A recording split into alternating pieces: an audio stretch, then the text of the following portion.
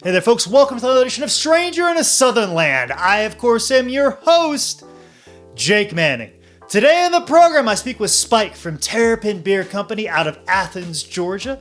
I'm very excited about this one because Terrapin Beer Company was the craft beer company that got me interested in craft beer. It was the Hopsecutioner. That was the beer that I had that I was like, what is this beer that I'm tasting? And how come I've never heard of it before?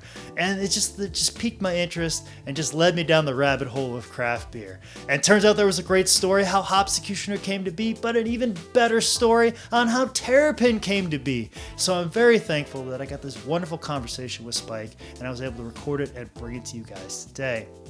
But another reason why I was very thankful for this conversation is today marks the 1-year anniversary of this podcast. And when I wrapped that conversation with Spike and I was thinking about the schedule and I was like, yeah, this is the episode that I want to present to you guys as my 1-year anniversary show because it just encapsulates everything that I'm trying to do here on this podcast. So I thank Spike for that. And I also thank you, the listeners, for sticking around for a year. The people that subscribed since day one or the people that just subscribed a couple days ago or you left here, came back. Thank you.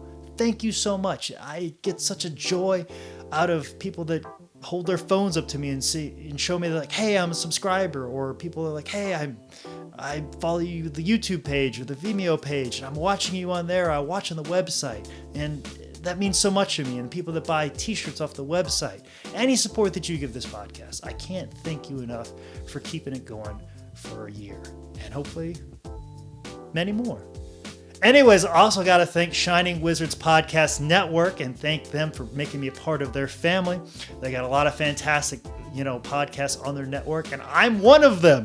So make sure you support these guys because I'm part of that family. They're part of this cool kids table that I'm always talking about on this podcast. So make sure you go check them out at shiningwizardsnetwork.com. Also, too, make sure you check out some of these dates. I got a lot of performances coming up for you guys. I got some improv shows. I got some wrestling shows. I got some stand-up comedy that you guys should be checking out. But starting with this Friday, February the 19th, I will be performing improv at the Charlotte Comedy Theater at the NC Music Factory in the back of Wet Willie's. Then this Saturday, February the 20th, I will be wrestling for PWX Wrestling in Gastonia, North Carolina. And like I said, parking is a little bit of a to-do, so make sure you log on to pwxpro.com for more information about that. Then Tuesday, February the 23rd, I will be performing at the Charlotte Comedy Awards, hosted by Carlos Valencia at Crown Station in Charlotte, North Carolina.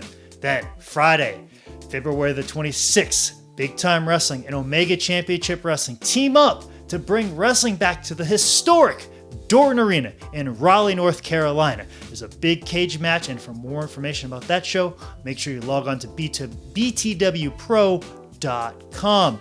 Then Sunday, February the 28th, I'll be performing at Season 2 premiere of Funny on the Fly. I can't thank Debbie and Brian enough for making me a part of Season 2 of Funny on the Fly. I had a lot of fun in Season 1, so thank you. Thank you for making me a part of Funny on the Fly on Sunday, February the 28th at the Charlotte Comedy Zone. Like I said and always say, I will be posting more information about those shows, links and times and everything that you need to know about those shows on my social media. So you guys got to meet me halfway. You got to follow me on social media for more information about these shows. And you can do that very easily because I am available on Twitter at ManScoutManning and on Instagram at ManScoutManning. If you have a question about the podcast or if you want to become a sponsor of this podcast, make sure you email me at jake@sslshow.com. Or if you want to book me for an upcoming wrestling event, make sure you email me at manscoutmanning@yahoo.com. Anyways, guys, we did it. We made it to year 1, and we're doing it with Spike from Terrapin Beer Company here on Stranger in the Southern Land.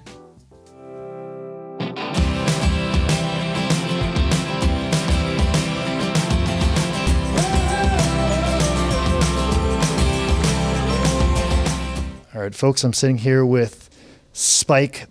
Let me take a shot at it. Buckowski. Perfect. all those years of going to school with Southsiders from Chicago paid off. That's right. That's right. Other than just getting me in trouble all the time.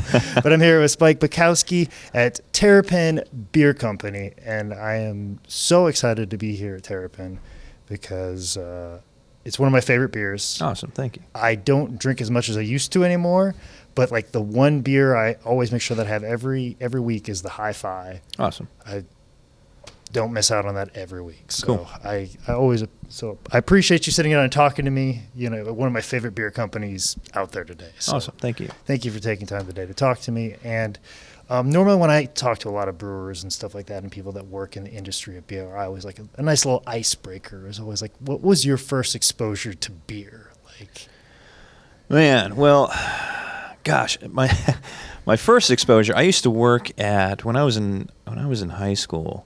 I used to work at a pharmacy, and the pharmacy would actually do deliveries of medications and whatnot. But the pharmacy also sold alcohol, believe it or not, right? So probably had cigarettes and some chewing yeah, tobacco, the whole everything. nine yards, right? Yes. So one of my Coca-Cola that contained cocaine in it back in the day. All that. right. So one of my, I don't know if you call this a fond memory, but I wanted to try something different because, being in high school, we used to drink like Busch and Peels and Black Label and Schaefer and all that kind of stuff. Well, in the pharmacy, they used to sell singles too. So the most expensive single was Guinness. So I was all excited. I'm like, I'm going to try this beer. It's got to be great. It was, I don't even know, right? Just call it $1.50 a bottle or whatever it was. Yeah. So we had a basement. It's gotta be. Yeah, it was expensive. It's got to be good. So I take this Guinness and I go down to the basement where all the stock room was and all that, and I take one sip of that stuff and just spit it all out. But that was, I would say, that would be my entry into different beers than a mainstream lager. But I tell the same story all the time, and well, please tell it here. I'm from Connecticut. Right, so I grew up in the North, and when I started homebrewing and getting into beer, it was Jim Cook who got me into drinking craft beer. Now it was John Meyer, the brewmaster from Rogue. He got me into brewing great craft beer because I just think he is probably one of the best brewers on the planet. And now, when you got into homebrewing, let's put a time stamp on. Like, Sure. What year was that? 93. Okay. So I had moved from Florida. I graduated college in 89. I moved down to Florida.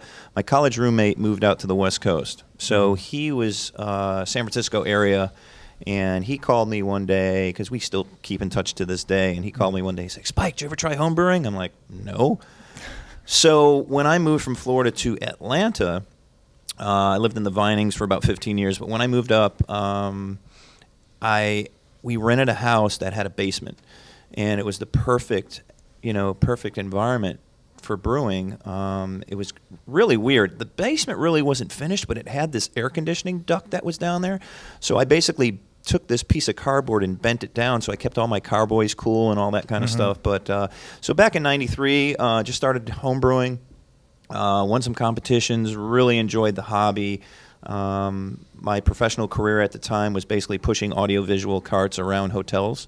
I was you just said off camera that your background was in broadcasting. Yeah, corporate video communications. Graduated from Southern Connecticut State University, and so I was working in hotels, basically the AV guy, right? So you'd come in and so you're the guy when you go to a hotel, like it's $1,000 to get a projection screen, and you're the guy that they call. Yeah, exactly. So I was that guy. Nice to know that money went to a good place. Right. So, and just A, working for a hotel, B, wearing a suit and tie every day, C, working with all the crazy clients I had to deal with, because you're walking into a situation where that is the most important day of their life, gosh, and that's like a Tuesday or a Thursday for you. Keynote speaker, if the slide projector bulb burns out or the overhead projector burns out, I'm just like, really, dude, just flip the switch. There's another light there, And like I said too, they're also paying an exorbitant amount of money because that's what the Correct. hotel sets it up. And guess who's standing right there to take the heat? Oh, all the time, right? So,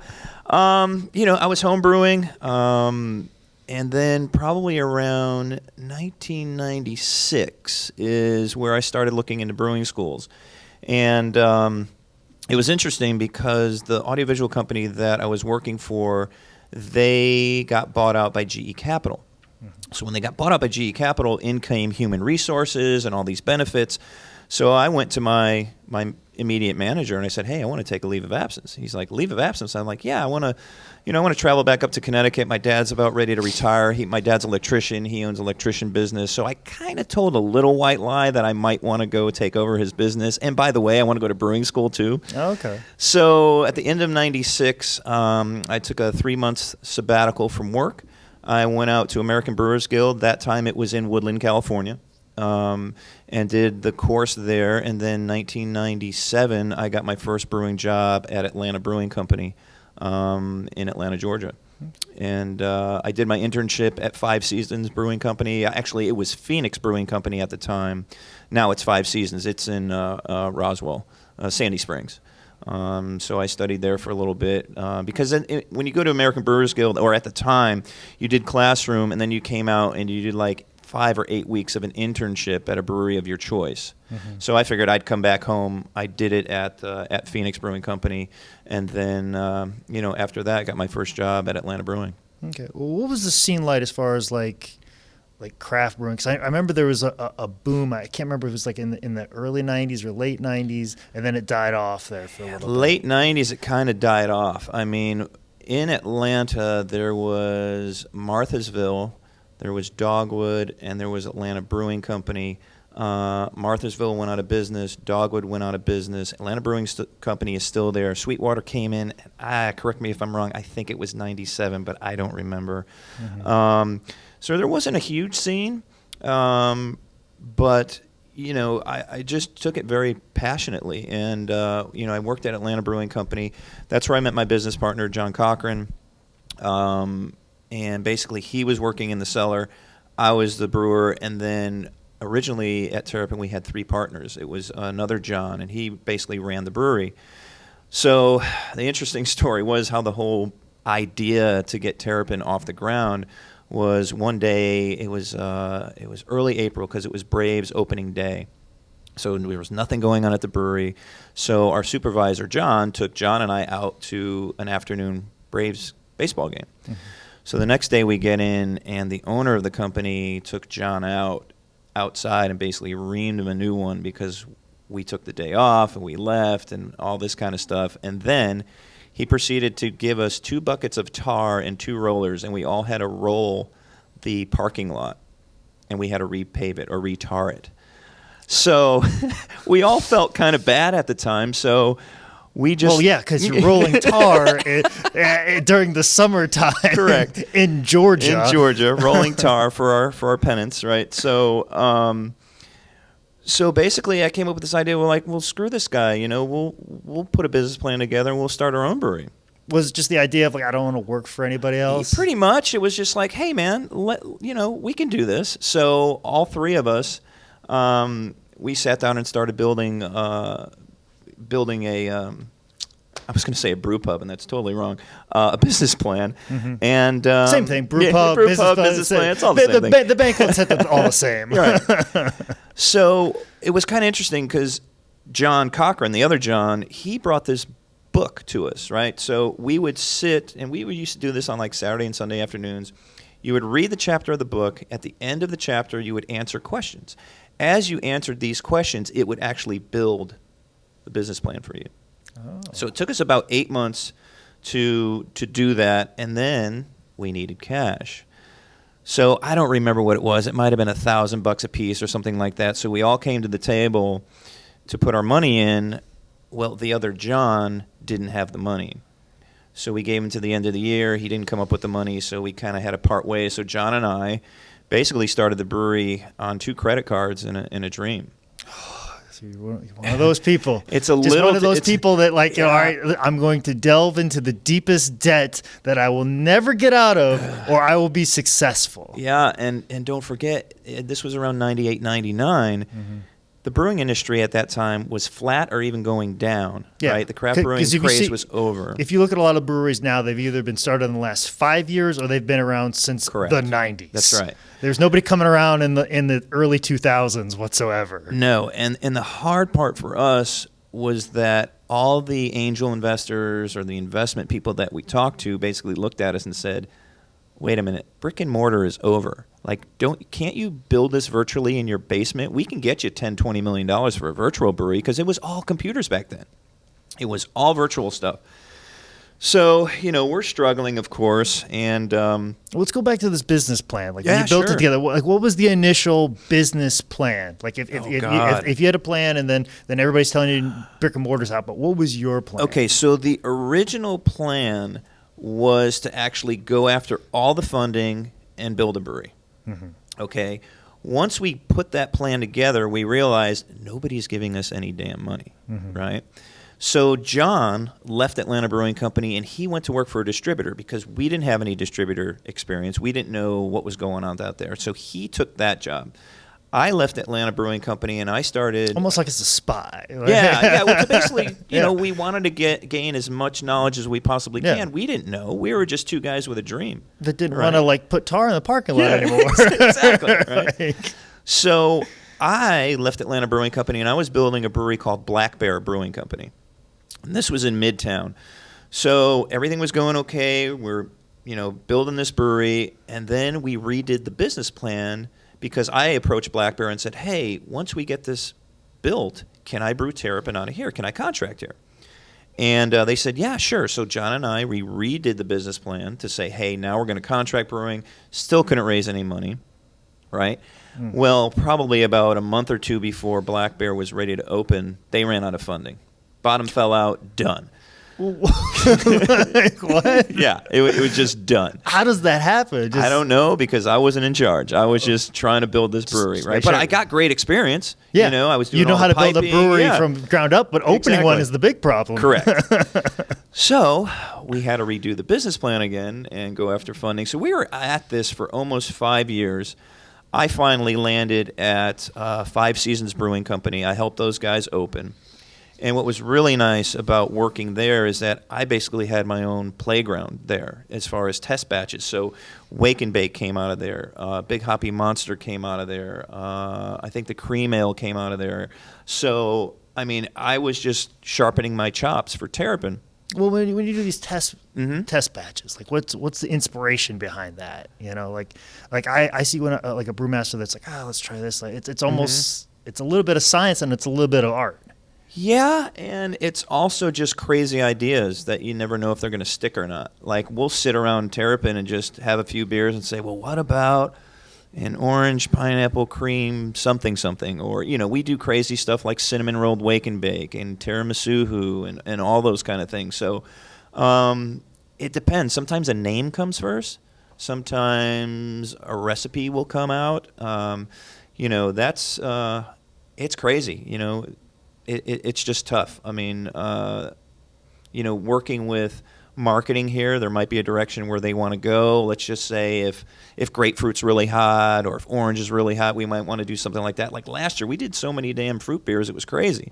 So, there's just a lot of stuff that comes into it, and then I've got to figure out how to brew it.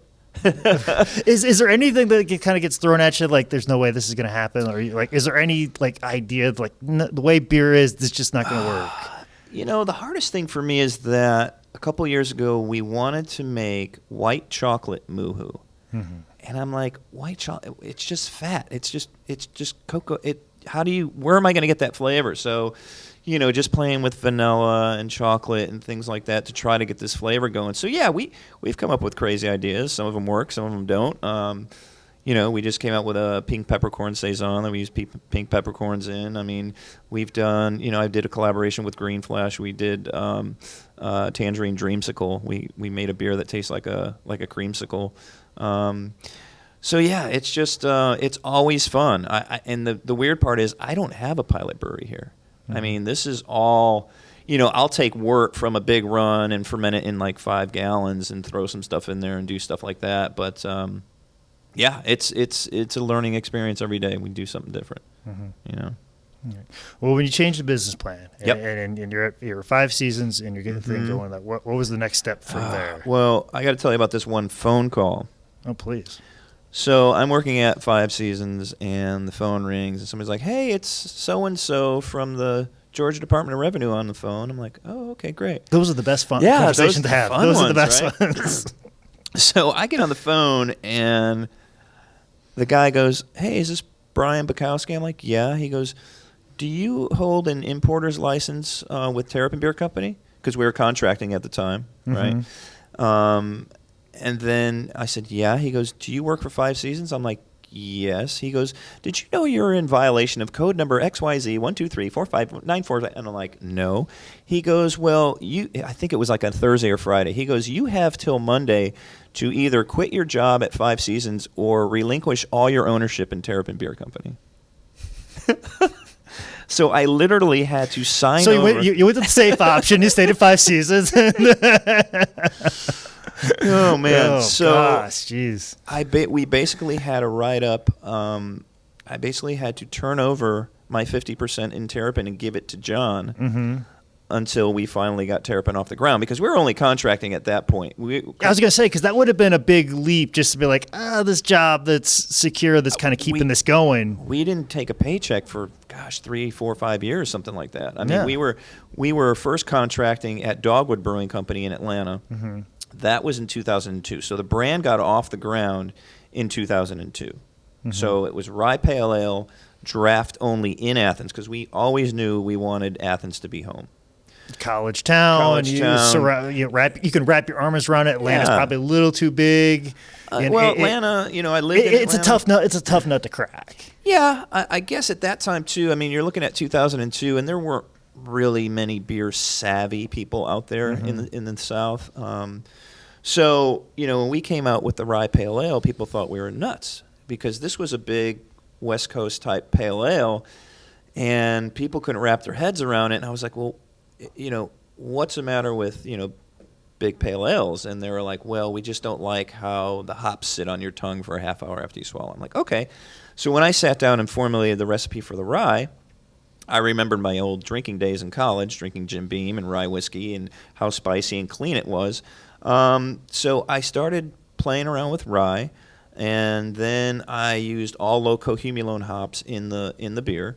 So basically with rye, everything is up front. So it's dry hop with Amarillo, so it's very floral forward and very tropical on a note. And then it has an upfront bitterness, but then it's got a very, very clean finish, and the rye kind of just cleans it up at the end. And people really enjoyed it because, it was aggressive. Don't forget, it was 2002. It was aggressive up front, but then it was very, very clean on the back end. And 6 months later, we happened to win Best Pale Ale in the country for the Rye Pale Ale. So that really kicked off the whole thing with Terrapin when that happened. And we, like I said, we were contracting at Dogwood. I think we did maybe 200 barrels that year, not even. No, I thought it was 50. I don't know. John would know that, but it was definitely less than 200. It was about 200 barrels. So we figured, hey, let's keep it going. And then that's when we released our second beer, and that was the Terrapin Extreme Cream Ale. Because back in the early 2000s, everything was extreme, right? Doritos, underarm deodorant, everything. So we had this Extreme Cream Ale.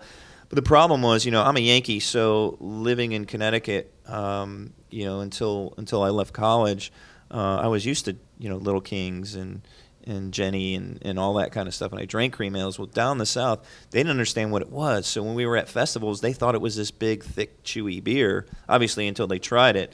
But yeah, in 2004, that's when we put that out.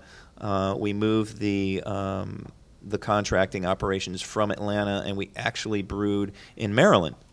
And the funny part there was John and I would go around and try to sell beer, and they were like, hey, we're Terrapin from Athens, Georgia. And people would look at us and go, Terrapin? Wouldn't you guys be from Maryland? We're like, no. And they would ask us, well, where's your brewery? Well, we don't have one yet. We're what's called a contract brewer. Oh, well, where are you contracting? Maryland. Yeah. So it was just so ridiculous, but it's always the worst when you're trying to sell yourself and you're getting hit with these questions, and then when you give them an answer, you get a blank look like, that's the worst when you're trying to sell something. When you're like, no, it's really like this. Yeah. You want such a clear, when you're selling something, you want a clear, concise stream of information. You understand what I'm getting. Well, it was crazy because, there was only a couple breweries in Atlanta. The big breweries, they were just slamming us. I mean, oh, these guys really aren't made here, and this and that. And John and I with 2 credit cards rubbing together. That's the only thing we knew. We had a contract brew. We were pushing Dogwood to their capacity strengths. So we left, looked up and down the East Coast, and we found Frederick Brewing Company in Frederick, Maryland. So we started contracting there. Came out with the Golden. In 2004. The Golden, which is it's Golden now, the cream ale actually won best cream ale, actually a silver medal at the World Beer Cup for cream ale.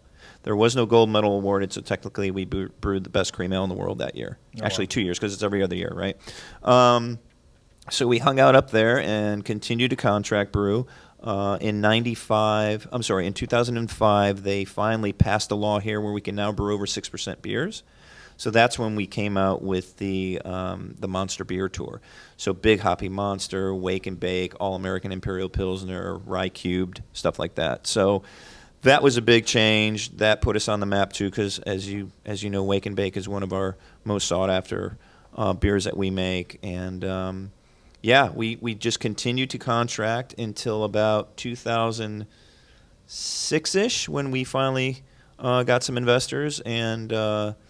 We bought this we actually moved into this building back in 2006, and we finally started brewing in Athens in 2007. But you brought up something back, and I want to jump back to it. You talk about how they regulated you could get over 6% beer. Yep. I've talked to a lot of brewers in North Carolina and South Carolina, and just some of the restrictions, sometimes legally, come up sometimes. Sure. And especially distillers in North Carolina, they have to go through a lot of hoops right now. Yeah. As far as Georgia goes, as far as brewing, what type of legality did you have to jump over to get this? We're still dealing with that today. I mean, you look at law, SB 63, right? So that passed last year, where we can now. Well, let me back up a little bit. Yeah, please. Before SB 63, basically, you could come to a brewery, you can purchase a pint glass. Let's just say we'll make it easy. It's $10 for the pint glass, and then we have to give away 36 ounces of beer, right? We can't give you any more than that. Now, if you came in and said, I don't want to pay anything, you can do that too, right? So you would come in, I'll give you a little shot glass, because we can't sell you beer, so it has to be offered for free as well, right? So last year, we've got a great Brewers Guild here. We went and worked, and this law passed called SB 63, where you can now actually tier your tours. You're still giving beer away, but let's just say a $10 tour is a pint glass and 36 ounces of beer. Let's just say a $20 tour would be a pint glass, 36 ounces of beer, and you can carry out a 6-pack. Let's just say a $25 tour was the same thing plus a bomber, right? So that was going great. We got about 3 months into that, and then the Georgia Department of Revenue decided to interpret the law differently, and they took all those rules away from us. So we are back to square one. We can't sell beer through the brewery. Man. We have to give it away. So here we are. We are one of only 2 states that cannot sell beer from our brewery, and the other one would be Mississippi. Wow, because that's completely different. North Carolina, you could just go to North Carolina, belly up to the bar, spend all day there. Ridiculous. Yeah. Because I was wondering if there's a big difference between North Carolina and Georgia, and obviously there is, because you have this nice facility downstairs. Sure. It's just amazing. Yeah, I mean, for me, if I knew what I knew back then, what I knew today, I would never, ever put a brewery in Georgia. Yeah. Because the law is that you just can't support yourself. I mean, you go to Florida and you can open a nice little brewery. Let's just say it's even a 5-barrel brewery. And people walk in the door all day. You buy pints from them. And what are you going to do with that? You're going to invest it back in your brewery. You're going to hire more people. You're going to grow. You have a storefront. You build a community. Absolutely. That's what a lot of North Carolina brewers are talking about, building communities. Yeah. And they do events. They host events. And they have people coming in there all the time. Yeah. Like I've been at a brewery in North Carolina, just one of them, and there's at least 80 to 100 people there on a Tuesday afternoon during working hours. So go figure. I mean, we're a red state, and I would love to hire more people and pay more taxes and grow the community, but they seem to not like that, which I find very bizarre. Yeah, absolutely. But so that's where we are. We're hoping things will pass this year. It's kind of tough because, it's an election year, so nobody wants to touch hot buttons in election year. So we'll see. We're just going to keep pushing. But it's kind of ridiculous. If Mississippi passes the law first, man, who likes to be second to Mississippi? I don't think in much anything. In anything. And I say that jokingly, Mississippi. Oh, don't worry. But that's just it's asinine. Yeah, in a word, it's asinine. And that's why I talk a lot of distillers in North Carolina. They just now passed a law where you can actually buy a bottle on the premises. They give these tours Yeah. where they weren't allowed to. You'd be sitting there and you'd see these bottles over here. Like, I can't sell you this. You have to go down the street to this the one ABC store. How asinine. Yeah. It's just, and what are we gonna? Like I said, what are we gonna do with that extra money? Build our brand. And that's the thing is, it's like laws like that like strangle growth. Absolutely. And in a country where for years we were talking about how we need growth, we need more jobs, we need more things. Why do we want to put laws that strangle that and stop that? Sometimes you just got to say follow the money. Yeah, of course. So, always but anyway, can we get off that topic? Let's get off that topic. Let's get off that topic before you get completely ornery and hot and disgruntled. That's right. And this turns into a completely different podcast and maybe exhibit A in something. Right, exactly. But one thing I'm very interested in as far as your brand. You have a very distinct brand. When people see your logos or your beer in stores, they see it, they notice it. Terrapin, obviously people think Maryland or whatever, but they think, why'd you settle on the name? How'd you come up with it? Man, I mean, I came up with the name. There was a couple bad names thrown out there. As you do when you come up with Yeah, names. sure. I'd followed the Grateful Dead since 1985 until Jerry died, and just saw them a bunch of times. Loved Terrapin Station. We're talking a turtle here. I'm not putting like a warthog on the label. Yeah. Slow and steady. Who doesn't love terrapins? Who doesn't love turtles? So we came up with Terrapin. We found this graphic designer that did the original Terrapin turtle, the round. We call it the compass turtle. And then we were draft only for a couple years, so we were actually starting to look for artists to design our packaging. Yeah. So we were underway, and we had a couple people submit artwork for packaging, and we really didn't, it was okay. We really didn't like it that much. And then I was at Bonnaroo, if you're familiar with Bonnaroo, the big music festival. I think it was either the second or third year of Bonnaroo. And I'm walking around, and how they have all the artist booths, they call it Shakedown, and you walk in and you look at T-shirts and art and all that kind of stuff. So walked up into this booth, started looking at some artwork, and I'm like, wow, I got that Dead album, I got that Dead album, I got that poster, I got this. I'm like, who is this guy? So an artist, he's sitting back there doing his thing, and I introduced myself, and the guy's name is Richard Biffle. And I said, hey, man, would you be interested in making artwork for packaging for a beer label called Terrapin? And he was all over it. So that relationship has flourished, of course, and personally, I think we've got some of the best packaging in the business. I totally agree with that. I still work with Richard today. We have another graphic designer / artist. His name is Chris Pinkerton. He kind of puts together our side project stuff. Anything with a turtle is Richard. So any year-round beer, and there's kind of two different styles now. I mean, we have our old classic turtle, and then we also have the turtle like on Rec Ale, High Five. We'll be coming out with a Pilsner called Soundcheck Pilsner. And that was more to get the art a little bit more friendly for cans. It's kind of hard to put very elaborate art on cans. And I'm not going to go into all the technology, but so we have two different artwork, two different feels, but they kind of mesh pretty well. I mean, because the logo always stays the same. It's always very iconic, the Terrapin arc and all that. So that kind of ties everything together. But working with our artists, it's challenging, it's fun.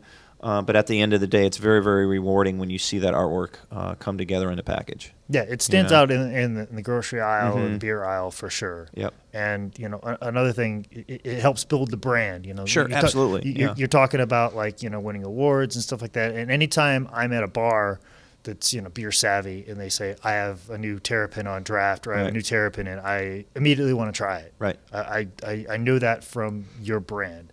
And how do you build that brand? Like I'm always very interested. That's why I like doing this podcast, is sitting down with people that have built a brand that's successful. Like, how did you start that? How did you know what to do? Like, was it a conscious effort? Yeah, I think for us, when John and I looked at the brand and looked at Terrapin, we always thought that our niche market would be kind of like REI shoppers that will go in and pay, $100 for a fleece and buy a kayak and all that kind of stuff, because Terrapin, it's a turtle, lives outdoors. We're outdoorsy. We love music. So what we try to do, we try to capture the music community and the outdoors community at the same time.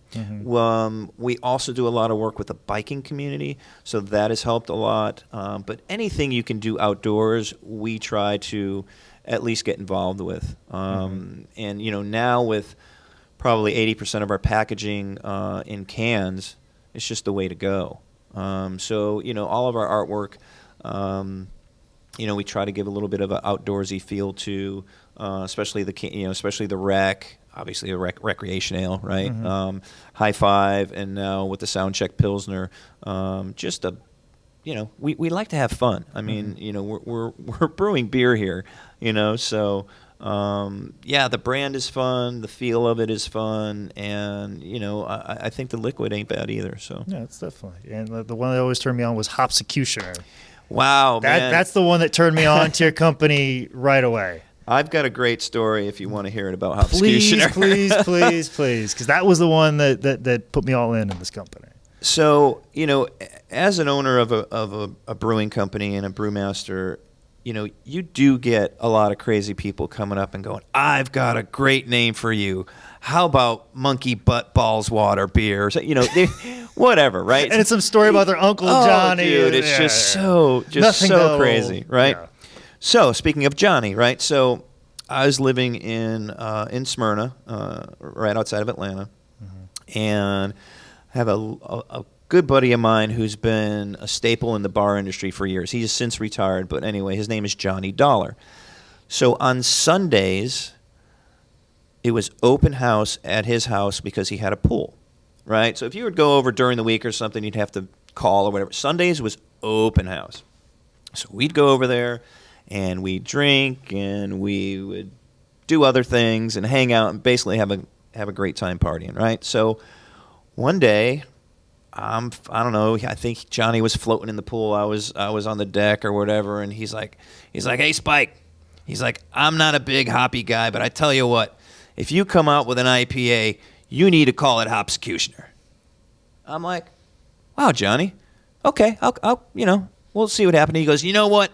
I don't even want any royalties.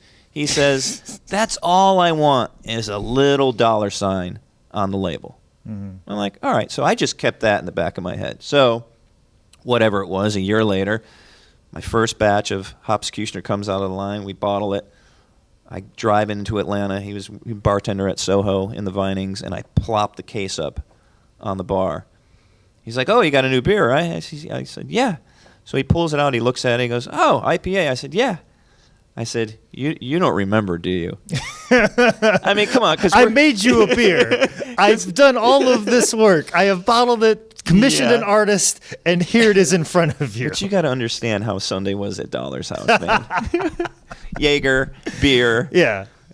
All kinds of stuff happened on Sundays. So he goes, no. He goes, oh, yeah. And I'm like, and what's your payment? What did you want? He goes, the $sign. I'm like, uh-huh. So every can and every bottle of Hopsecutioner, you will find a little gold $sign on that label, and that's for Johnny Dollar. Oh, I gotta look for that. Yeah. Then. That's awesome. Yeah, so that is the only Terrapin beer that was ever named by someone else. Wow. Outside of the company. That's an awesome story. Yeah, it's a great story. I didn't know that. That makes me appreciate the beer even more.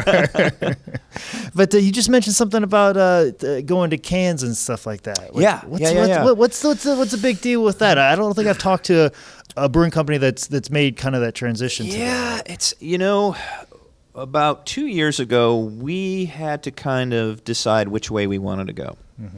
And with the success of canned beer out there. And why is it successful? Like, it's just I think portability, weight, environmental. You can take it on the beach. You can take it in your backpack, all that kind of stuff. And don't get me wrong, I like bottles too. Mm-hmm. I mean, I still love Sierra Nevada Pale Ale out of a bottle. Yep. That's how I like it because that's how I've been drinking it for 20 years, right? So, we had a decision to make, and it was like, do we buy a new bottling line or do we buy a new canning line? And our vision was, hey, we're the outdoorsy music festival beer, so cans was a no-brainer. So about 2 years ago, we installed our canning line, and we have transitioned almost all the beers to cans. Liquid Bliss will be transitioned probably March, April or so. Hopsecutioner, we're still doing bottles and cans. It's our flagship beer, and they sell both ways. But Rye is in cans, Golden's in cans, High Five cans, everything's in cans. Now, our limited edition series stuff will still be in like 22-ounce bombers or 4-packs. I think when we do finally splurge and get a new bottling line, we might want to try something different, 350 mils or 500 mil bottles, just because they're sexy, than a 22. I think they got a little bit more class than a 22. But can sales have been great, man. I mean, they really have, and even for the protection of the beer, it's better. No light gets in. Between our crappy-ass bottling and our brand new canning line, our airs are a lot less in the can than it is in the bottle, so the beer stays fresher longer. And, we do get some emails, why did you take my Rye Pale Ale out of bottles and blah, blah, blah. But, it's been a plus, and I think we're just going to stick to it. I mean, and it's very hard. I mean, we were very afraid to make that transition. I mean, most of the new breweries now, there's no transition. You just come out in cans. But when you're an established brewery and you've got bottles and then you're moving to cans, I mean, it's a different beast. And if you do keep bottles and cans, who's going to give you all that shelf space, right? So can you actually... Will Publix, Kroger, Piggly Wiggly, or whoever give you 2 facings of Rye, 2 facings of Hop-X, all the way down the road. I mean, as you know, as more local and craft beers pop up, there's less and less shelf space out there. Yeah, because it's all crammed in one spot. Because Budweiser's got they've got a third of the section. Yep. Miller Brewing Company's got the other third, and then the last third is hodgepodge of everything else. Yeah. So, and as you'll notice, we like to show off our artwork. So our cans just don't have rings on them. We actually put them in a box. So all the canned products are actually, and we call it the brick, right? So it's in a nice brick because it shows off our artwork. And I think, and it's, I get it. Breweries with the rings, it's a little different, but how do you turn your cans the same way every time and all that? So. We try to do everything right. We try not to fail too much. Our motto around here is just try not to suck. So it's not a bad motto to live by. Yeah, suck a little less today than you did yesterday. But I believe I've said that a time or two to some people before. Yeah. Sometimes they've took me up on that advice. Sometimes they haven't. Sometimes they haven't. So it's just a challenge every day, man. I mean, just the industry changing. The new breweries popping up, the competition, price points. I mean, here we are. And it's. I think it's not that it's getting worse. It's just there's competition, and I just don't know when that next shakeout's going to be. Yeah, because it happened before you were around. Yeah. Towards the end of something, and I ask this all the time, off camera, of a lot of people, is that bubble's going to burst again. Like, it's getting ridiculous in Charlotte. Like, every week it seems like there's another, brewing situation opening up, like another brewing company, and this is opening up. But it's tough. I mean, let's just say you open a brewery today and you're putting out 6-pack cans, right? Well, you can't buy your malt and hops and your raw materials as cheaply as Sierra Nevada or Lagunitas or Victory. Yeah. So when you put out a 6-pack of beer, you probably have to price it at $10.99, $11.99, right? Where Sierra Nevada is making $12.99 12-packs. So when I walk in the store and I see, oh, wow, Joe's beer, who's that? $10.99 a six-pack. Oh, Sierra Nevada, $12.99 a 12-pack. I know what that tastes like. And I'm not I'm not bashing Joe. He probably brews great beer, but it's hard for the consumer to pull that $10.99 trigger if they've never had the beer before.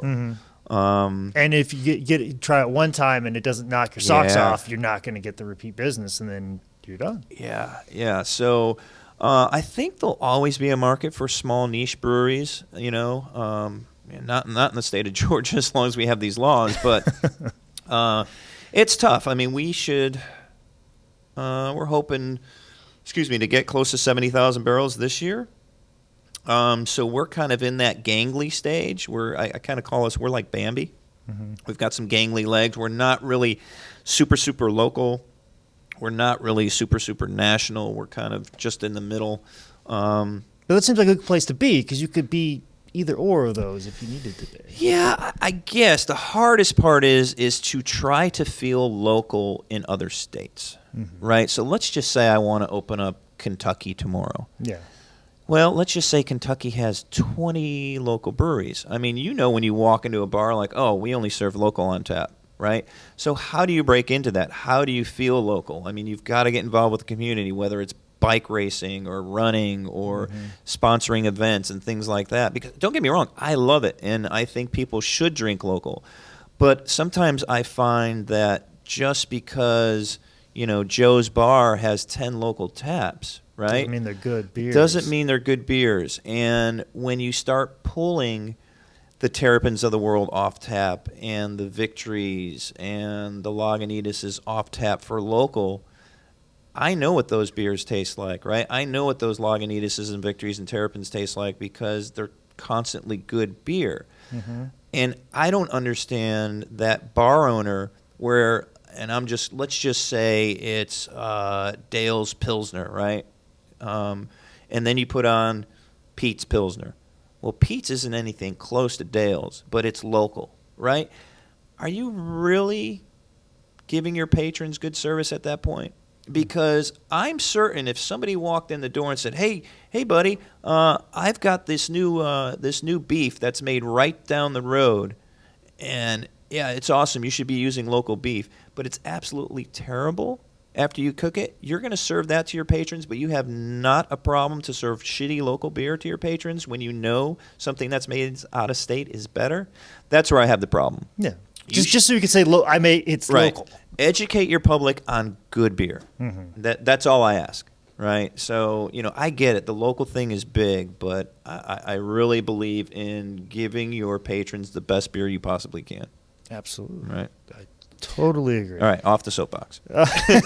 No, that's what this is for. This is a soapbox. Right. This is better to press release. You get to fully explore every side of that conversation. Correct. And I've got dynamite follow-ups that I'll just slip in there when need be. But you're in this nice big facility now. Yep. You got a staff of probably how many people working here? Oh, man. With part-timers, over 100. I think we're around 55, 58 full-timers. Oh, wow. Our part-timers, bottling line, also tours. So we give tours. We've got tour people. So yeah, not too shabby. Yeah, not too shabby. It's definitely one of the bigger ones that I've been involved with or sat down and talked with. Right. So, what do you foresee for the future? You making the move to cans? You're making the move? Well, we just bought the building, so that's a plus. That's always nice when you own a building. And that was another ordeal with our lovely landlord, but we got over that hurdle, so that's cool. Hopefully acquire some land around us because I really would like to start dabbling in doing some we do barrel-aged stuff, but, I want to start inoculating with Brett and doing some sour stuff, but I'm not going to bring that in the facility. I want to have something off-site that we can play with because it's just too dangerous, man. We're a production brewery, and that stuff, it can really tear you up. We need more room. And as we grow and expand and get more room, then we can start playing a little bit more. Hopefully a pilot system would be great. What else is going on? I mean, we've got a bunch of different beers. We'd probably do 23, 25 different beers this year. So working on the Pilsner next week, the Soundcheck Pils, so that'll be pretty exciting. So we've always got something going on here. Yeah. Our single origin coffee beers that we're doing, I don't know if you've heard about this. So we work very closely with Jittery Joe's. Okay. They're about a mile down the road. They're a coffee roaster. and had this great idea. Actually, Dustin Watts, our marketing manager, sales and marketing manager, had this idea, how we do wake and bake, right? So what we wanted to do was have a single origin coffee, right? Pick 4 of them, right? Brew one single base beer, not to 10%, make it about 6 or so, and then dose 4 different coffees in each tank, right? Have 4 tanks, each of them would be dosed 4 different ways. And he'll kill me, but I forgot. I think Guatemalan, Costa Rican, Hawaiian, and there's one more. But anyway, it's going to be 4 different coffees, single origin farms, and then what we'll do is, and my production guys hate me for this, but we're going to package it into a 4-pack. So you will get 1 bottle of each of those coffee beers, so you can actually sit down and then taste the differences in the coffee in those beers. Okay. So we're really excited about that project, and we're hoping, in January? I think it's coming out sometime in February. Okay. So beer's pretty much done. Got to get the coffee in here, package it. So look for that sometime in February. Yeah, absolutely. Before we kind of wrap this whole thing up, something that I've asked a lot, a question I ask a lot of people that come on here and stuff like that. You can answer as a personal or as a part of like your idea of your company and your business partners and how it works. But part of the reason I like to talk to people is, especially successful people. I want to talk to you like about success, about how do you define it? You think it's obtainable? Do you feel like you've achieved it? And do you think you'll be happy when you get it? Like, do you feel like where you're at right now? Because you started a company basically off the basis of being mad, rolling tar in a parking lot, and now you're in this huge building you own with employees. Producing beer that you like and you're proud of.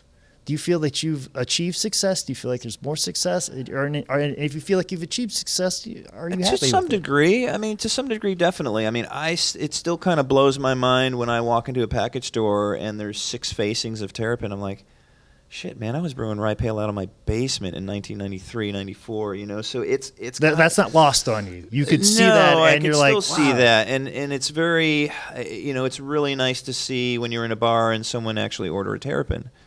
There's 20 different beers on tap, and hey, somebody ordered a Hopsecutioner or a Rec or a High Five. I don't know, success. I mean, what is it?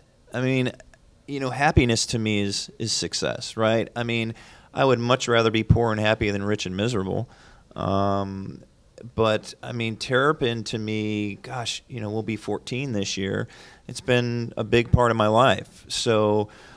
Just working with people and knowing that people count on us for employment, and they just have a great time when they work here, and we all try to get along as best we can, and we carry the flag and we bleed green, and we tackle the obstacles. But for me, being young and putting the business plan together and going out there and achieving it, I mean, every time somebody told me no, it just made me stronger. I would go up, over, around, between, or through it to get there.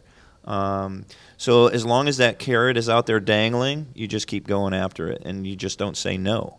Because successful people don't say no. You can't tell me I can't do anything, because if you tell me that, I'm going to do it, come hell or high water, as long as it's legal. Well, anyway. We'll get as close to that law as we can. Yeah. Right. So, there's still a lot in me. I mean, I still have a fascination for distilling. I don't know if I'll get there anytime soon, but that's something I'd like to tackle. Would you say that you talk about success and you talk about happiness and stuff like that. Would you say that sometimes the success of this company is wrapped up in your happiness? Absolutely. Yeah, absolutely. I mean, just to go out and, have somebody come up to you and like, hey, man, your wake and bake is just outstanding or something like that. It's very humbling, and it's just, you never know that you touch somebody until they actually come up and go, hey, man, I met my wife. We shared a high five when we met each other or something. I mean, there's just a whole bunch of different stories that are like, that's kind of cool. That's really, really cool. And it's a unique business. I don't remember. I don't know if it was Sam that coined the phrase that, the brewing industry is 98% asshole free. I think that's probably shrunk down to about 95 or 94. I think the bigger it gets, you come across a lot more assholes. But it's just a fun time to be in the business, and I'm just hoping we can stick out the bubble if there is going to be any. But I think we got pretty deep roots, so I think we're going to be around for a little bit. I'd say so. You make good beer here. That's thank you. for sure. What are some things that you like, other than just going to your local grocery store, but like social medias, any ways that people can get up with you and find more information about you? Sure. I mean, the easy one, www.terrapinbeer.com. We've got Facebook and, the Twitter machine and all that other stuff. I'm not a big social media guy. I Instagram. Mm-hmm. I think I'm Spike219. But the internet will tell you if you're not. Yeah, they'll correct you. I mean, so I do that. It's kind of weird. I was on Facebook probably 10 years ago, and then at that time, it was spamming all my friends. Spike wants you to join Facebook, so I quit, and I just rejoined about 6 months ago. So I'm very low key. So basically, what happens is I take a picture on Instagram, I threw it through my Twitter feed and my Facebook feed, and it goes up there. If you comment on it, 9 times out of 10, I'm not even going to know it's, so Mm-hmm. I do my part when I can. Mm-hmm. But yeah, it's a cool outlet, for the brewery and for our salespeople to go around and show it off. But, for me, I want to touch, taste, feel. I'd rather drink a pint, but, it's what all the kids are doing. Exactly. That's what they're, that's what they're at these days. That's what they're at. Well, anyway, Spike, I can't thank you enough for sitting down and talking to me today. Awesome. This has been a wonderful conversation, and I know you've got a busy day of making great beer, so I'll let you get back to that, and thank you again for sitting down and talking Cool. to me. Thanks so much. Cheers.